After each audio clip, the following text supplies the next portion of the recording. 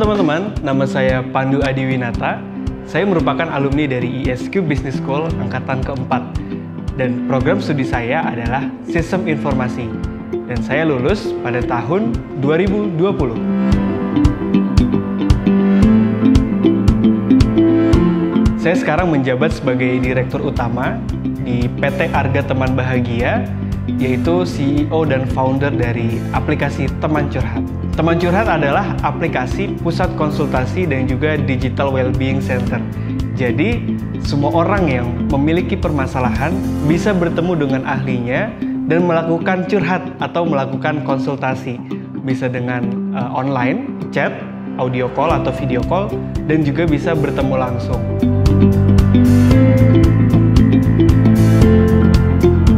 Untuk perjalanan karir sendiri, memang saya berminatnya itu dari pas SMP tuh masuk di IT. Dan saya senang banget sama yang namanya teknologi. Di luar passion saya yaitu musik. Jadi saya punya dua kesenangan, yaitu di musik dan juga teknologi. Memang saya bercita-cita ingin bisa menciptakan teknologi yang bisa bermanfaat buat orang banyak. Maka dari itu, pada saat saya berkuliah, waktu itu saya belajar tentang teknologi dan saya merancang startup karena memang juga sesuai dengan bidang studi saya, yang dimana saya juga mengambil fokusnya adalah untuk digital startup.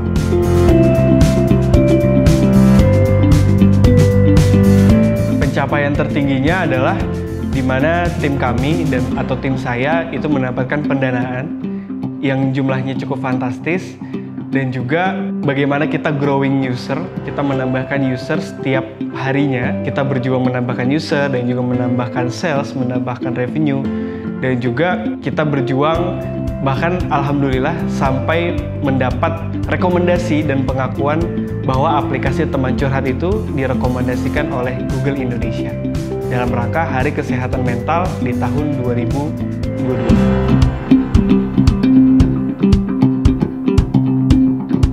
Oh, kalau itu banyak banget, terutama memang di digital startup-nya, mulai dari design thinking, mulai dari algoritma, mulai dari programming, mulai dari database, cloud server, application, dan lain-lain, itu semuanya kepake sih gitu.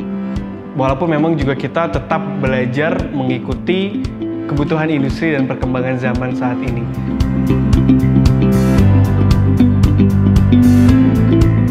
Dalam karir saya saat ini sih yang paling kuat saya pegang adalah integritas ya. Dimana integritas itu sejalan antara bicara, perbuatan, tindakan, dan juga hati. Dan juga bisa diartikan juga dengan kejujuran gitu. Integritas adalah kunci pembuka di setiap semua aktivitas atau values yang ingin kita lakukan. Kenapa? Kalau integritas memang sudah kita pegang teguh, insya Allah kesannya itu bakal gampang. Kenapa? Karena dengan kita berintegritas, orang mudah percaya sama kita gitu. Dengan kita berintegritas, orang juga bisa memberikan kesempatan-kesempatan yang luar biasa, dan sampai akhirnya kita bisa ngegrab kesempatan itu yang bisa memperlancar laju bisnis kita ke depannya. Setelah integritas, jelas adalah passion, kreativitas gitu. Dimana kreativitas itu memang kita menciptakan gitu. Karena saya bisa menciptakan sesuatu, saya bisa meng-create produk-produk inovatif, produk-produk kreatif melalui values creativity. Dan juga selalu humility, di mana humility itu kita bisa respect dan kita bisa menghormati orang, menghargai orang, dan juga merendah gitu ya, tidak menyombongkan diri, itu karakter juga paling penting. Dan yang kelima adalah professionalism. Tapi jujur bagi saya professionalism itu sangat challenging untuk diterapkan. Dan memang itulah tantangannya di dunia kita, di industri, di mana kita dituntut harus profesional, harus melayani ini itu, berhubungan dengan klien, berhubungan dengan stakeholder, berhubungan dengan investor, belum lagi dengan orang-orang yang dimana itu kita harus profesional banget bagi waktunya. Dan itulah values-values yang diajarkan, di mana memang tidak mudah untuk dilakukan dan itu sangat challenging, tapi bisa.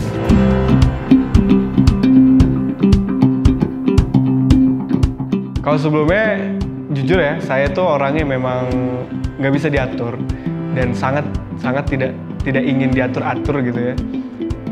Memang itu memang kayak bawaan lahir saya gitu ya.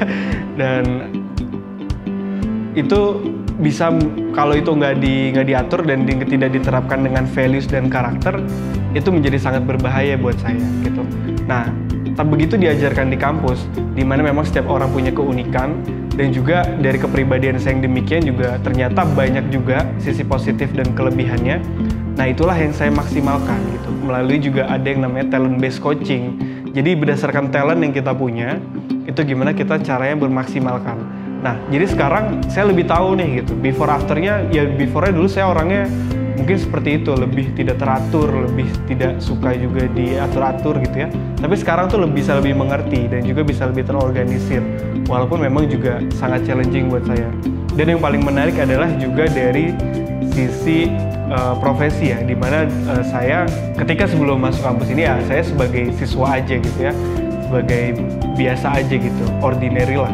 Tapi begitu masuk ke kampus, alhamdulillah saya ikuti studinya, saya ikuti pembelajarannya, dan memang sesuai sama passion saya. Jadi saya sangat tidak ada tekanan dalam mempelajarinya. Dan alhamdulillah begitu lulus, nggak pakai ngelamar kerja, alhamdulillah saya langsung jadi CEO atau direktur utama di PT Arga Teman Bahagia. Itu sih yang paling berkesan buat saya.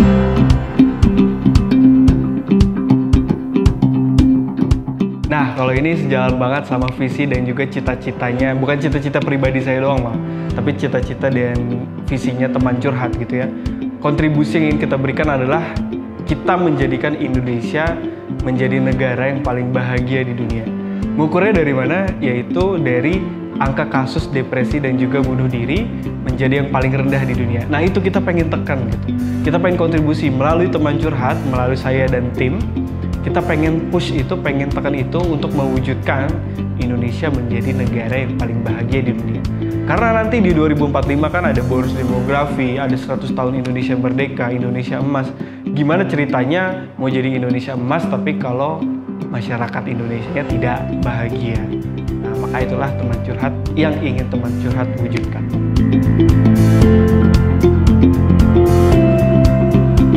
Kalau dari saya sih singkat, creativity for legacy. Kreativitas akan melahirkan sebuah warisan gitu ya. Apa yang saya kerjakan sekarang ini, saya anggapnya sebagai sebuah karya yang nanti saya tahu umur saya itu terbatas, dan salah satu impian saya juga saya pengen hidup abadi. Saya pengen tetap hidup walaupun saya udah mati gitu. Maksudnya apa?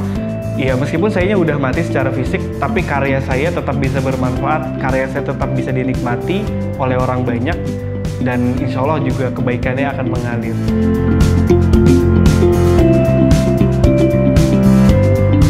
Saya mau ngucapin terima kasih yang sebesar-besarnya untuk ISQ Business School dan juga Pak Ari Ginanjar Agustian yang selama ini telah membimbing, dan juga para dosen yang telah menanamkan karakter, values, dan semuanya sampai dengan materi kompetensinya, sehingga saya bisa benar-benar mewujudkan apa yang saya cita-citakan dan saya impikan.